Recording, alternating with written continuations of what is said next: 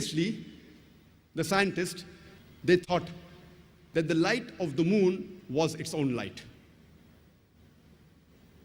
But Quran says in Surah Furqan, chapter number 25, verse number 61, blessed is he, that is Allah subhanahu wa ta'ala, who has made the constellations in the sky and placed therein sun, that is a lamp, having its own light, and moon, having borrowed light. The Arabic word used for the sun in the Quran, it is shams.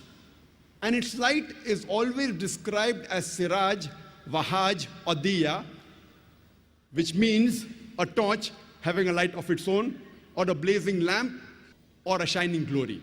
Always the light of the sun is described as wahaj, siraj, or diya, meaning a light of its own. The Arabic word for moon is qamar, and its light is described as munir or nur, meaning borrowed light or a reflected light. There is not a single place in the Quran where the light of the moon is described as its own light. And the Arabic word for star is najam, and its light is described as saqib, meaning the light, by the time it reaches the earth, it loses its brightness, like a piercing brightness. The bright light, by the time it reaches, it consumes itself.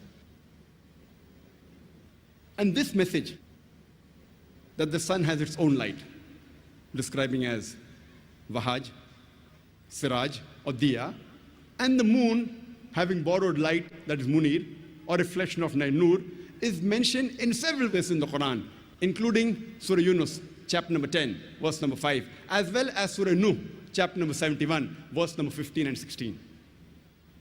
And the Quran says in Surah Tariq, chapter number 86, verse number 3, that what najmus saqib, describing the star, its light as saqib, that means it pierces, it's of piercing darkness.